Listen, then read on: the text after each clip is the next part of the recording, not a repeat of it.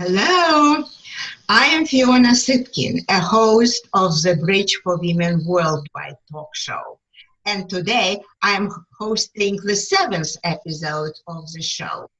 Its title is Women Worldwide on the Rise, Going High When Some Go Low. And the guest for today's show is Darlene Slaughter, Vice President and Chief People's Officer for Much of Dimes. She is also a former Chief Diversity Officer for United Way Worldwide, and she is also Savoy's 2012 Top 100 Influential Women in Corporate America. Let me first of all say a few words about myself and about the show. Professional educator, author, blogger, and intercultural consultant, I launched this show based primarily on my HuffPost blogs and the recent book, How They Made It in America. Success stories and strategies of immigrant women from Isabella Allende to Ivana Trump to fashion designer Josie Natori, plus more.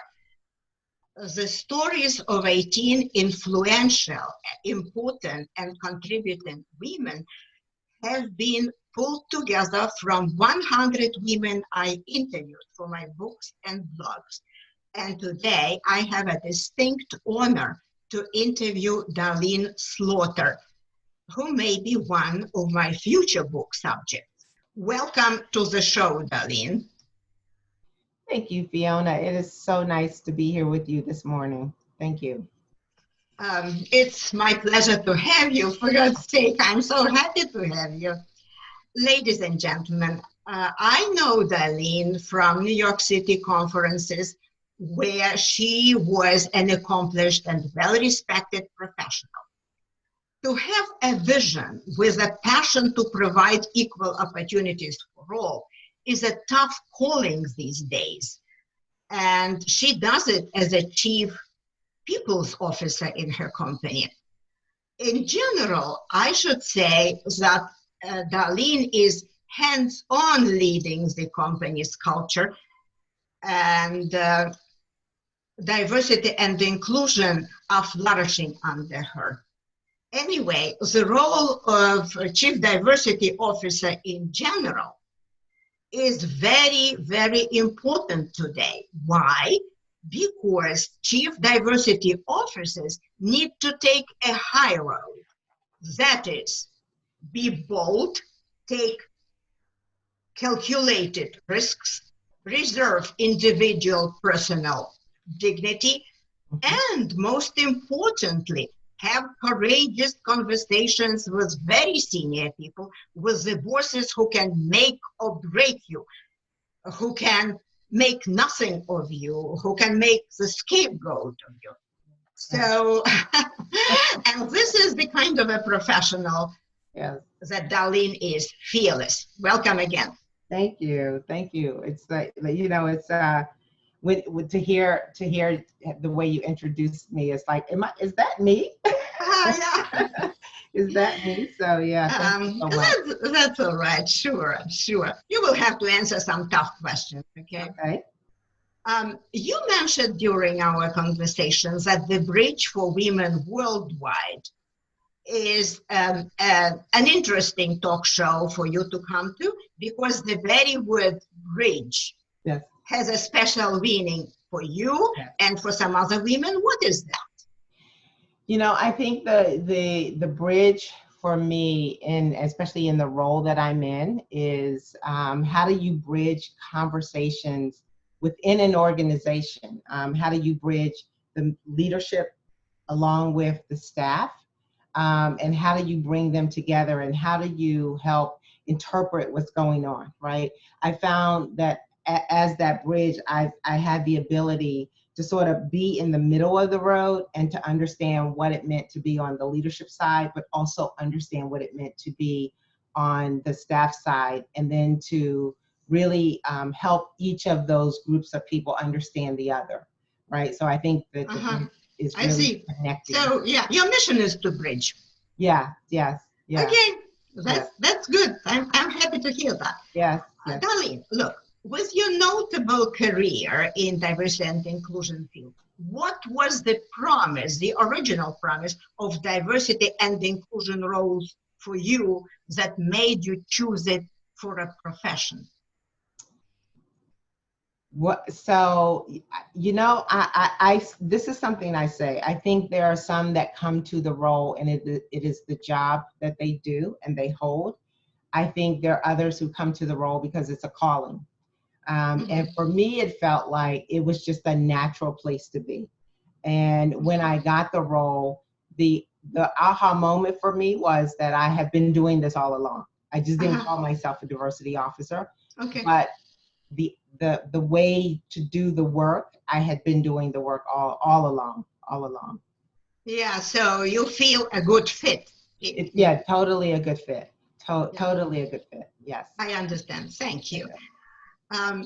Your company, Much of Dimes, Hmm. is standing up for the underserved, marginalized women and their babies. And Hmm. sometimes your help, I understand, is a matter of life and death. Hmm. Could you please elaborate a little on company's history and mission? So, thank you for asking that question. So the March of Dimes has been around since 1938, and it was started by Franklin Roosevelt. And it really was, our mission was to create a vaccine for polio. Ah, And that was, we accomplished that mission, and it was to do fundraising to create that vaccine. And when we think about from 1938 to today, we imagine a world where every mom and every baby is healthy, no matter of their wealth, their race, or the geography in which they live in. And so in the United States, we actually have a crisis around maternal health. uh-huh. Many people don't know that we have two women who will die every hour from childbirth, or Wow. every day from childbirth. We have at least two babies will die per hour. Think Ah, about that, per hour. So as we finish this conversation, two babies will have died. And oh so the my. United States has a crisis, and it's really a crisis in the African American community for women. And so we're looking at equity and how do we close that equity gap? And that's the work that we're doing today. Yeah, thank you so much. Yeah. What is the most important project for you today? Wow, today, with everything that's going on in the world, one of the most important projects in the workplace for me today is having courageous conversations. Ah, Getting people to have conversations about race and racism and structural racism and how that impacts the work we do, how that impacts the communities in which they live in, and how that impacts them at a personal level. So it's been a very organic project, but it's been a extremely fulfilling project to help to bridge people to be able to feel comfortable in having very difficult conversations. yeah, so that's a very worthy Yeah, project, yeah. I should say. Yes, yes, it is. Yeah, yeah. Well, yeah. Let's go back in time for a Okay, little bit. all right. Nothing comes easy, as we know. We women know that. Who and what were some of the major challenges that you encountered in your profession? How hard was it to stay on the high road? Uh, so I would tell you that I try to live my life on the high road. I really do. And I've had moments in organizations, and I've had longevity in organizations, and you come across leaders and managers who can sometimes make it very difficult. And I was thinking about this, and I thought there were growth moments for me when it became very difficult, and so from an integrity, when your integrity is questioned in a way that is not constructive, right? Uh-huh. There's something that's inside of you that bubbles up that you then have to defend yourself. And I would tell you, in each of my moves, that line in the sand happened where, and I said to myself, I don't even know where this is coming from, But Uh-huh. when someone questions your integrity and your Oh, principles, oh, right, you, the advocacy that you have for yourself comes from the ground up into you, and you stand up for yourself. And for me, what that meant was it was a growth period. Each of those times, it was a growth period, and I moved to something bigger than where I was. uh-huh. So, so yeah, so that's how I look at that, how that question, being very vulnerable and unsure, but really standing in your truth, having to stand in your truth. Yeah, so yeah, that's a lot to learn from, you know. Yes, It's yes. not easy to stay on the high road. No, it's not. It's not. It's not. But it's something that when it's all said and done, you are comfortable with who you are when Yeah, that happens, right? yeah, because it's psychologically proven that when somebody is low and is mean to you, it's Yeah. your instinct to reply in the same currency, but you should not. You should always remember who you are. Just stay there. And yeah, that's part of your Yes. personality and responsibility as chief people's officer. Yes, Yeah. right. Well, I know that people pay attention to those kinds of things, right? Uh-huh. People pay a lot of attention to that. The big people are watching you even when you don't believe that they are. Uh-huh. Yeah. Okay. Yep. Thank you so much, Darlene. Um, I selected uh, one quote for you to comment upon. Do you see that? I do. I do Ah, see and that. this is, by the way, the quote from you. Yes, you. Yes. Yes. Yeah, that's my formulation of what you mentioned in our conversation. Could you Yes. kindly elaborate? Yeah. This was a quote that was told to me by a leader. I worked, it was in my early days. I was in college and working while I was in college, and the leader said, "Protect your reputation, like it's your own social security number, for it Uh-huh. will help you reach high and wide." And really, it stuck with me because the one thing about that was he said, "Your reputation gets to the door before you do." Uh-huh. And so you have to know that people are paying attention to what you do, how you do it, how you say it. And I think in all the roles that I've had, I've always looked at myself as a role model, especially to younger, more junior people in the organization, people who are looking to move up. And especially as a Black woman who Uh-huh. had leadership positions, I knew that that was important. And even to this day, I'm very mindful of Uh-huh. what that reputation means for others, not just for myself, but for what it means for others. I see. Yeah. Yeah, I hear you. Yes. You cannot afford to stumble and damage your reputation. Yes. Yes. Yeah. And and Fiona, I would say too, it's also a matter of authenticity, right? So Yeah. I would come back and say, you can stumble. I mean, because none of us are perfect. None of Well, us have all the answers, right? But I think yes. it's how you rise from stumbling, and what you do after something happens, right? How you then control yourself in that situation. That's what we have power. That is our own internal power, is how we control that. And to know that, people admire you, and when you're vulnerable, when you make mistakes, you own your stuff. That's what you have to own, your stuff. uh, Right. You deserve it. yes, yes, You yes, deserve it, and then it comes back to you. Kind of yes, everything you've done good comes back to you, yes, like bad things, yes. but good Oh things yes, come back to you as well. I yes, know that. Yeah, yes, that is true. that's a good principle. Yes, I believe that. Yeah, and then you behave like other women leaders do, right? Yes. Well, you know what? It relates to what I wrote in my book about women leaders, Hmm. about women who became very, very successful in America starting from scratch. I distilled common denominators of their Yes. success values, so to speak, And I am wondering whether some of these values talk to you and are also your personal priorities. Would you kindly comment?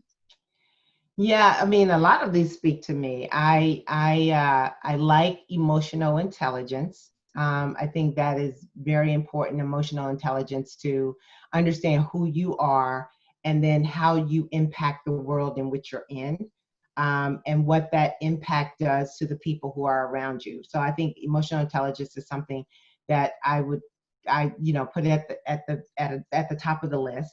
I think Uh-huh. character building is also extremely important, right? When I talk about Yes. authenticity and who you are and being true to yourself, that's all about your character. The inclusive leadership is when I went to school to be a kindergarten school teacher.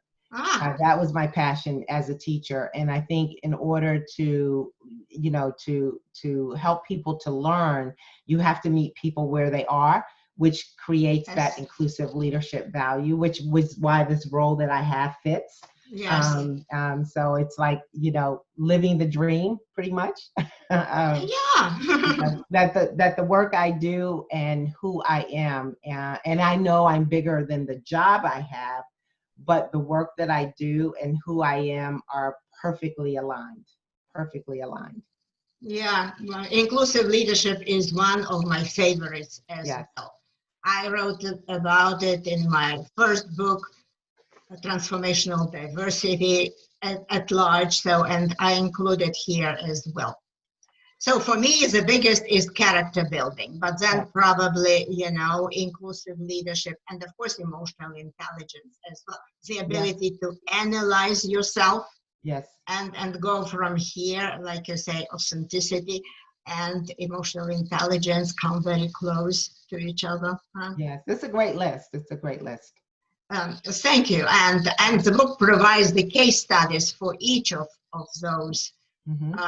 strategic values. Anyway, I am grateful for your answers.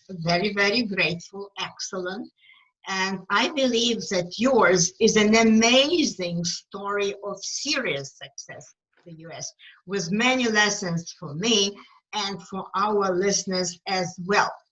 A round of applause for Darlene, Thank please. you. Thank you. This was great. I so enjoyed speaking with you today. This has Um, been very great. okay, and now let us do the summary. Um, there are some takeaways that I would like our listeners to remember. The first is that Darlene Slaughter is a good role model of taking the high road and caring about others. The number two is that having a good reputation is the key to your success. Wherever you go, your good reputation opens the door for you, as Darlene pointed out and gave a good example, I believe. And the third is order the book How They Made It in America to learn more about how to be a success in the US. I tried to put all of this together. Yes. And now, the last thing I want to mention today is let's connect. Do not get lost, please. Let's connect. You can go to YouTube, The Bridge for Women Worldwide, and click on discussion section and say what you think. You can also write to me in private, separately, using this email, and you can go reach me via my website, fionasipkin.com. Thank you so much for listening to us. Thank you ever so much. Bye bye for now. Bye bye. Thank you, Fiona. Bye bye. Bye. And stay healthy Yes. and take the high road. Yes. Yes. Thank Um, you.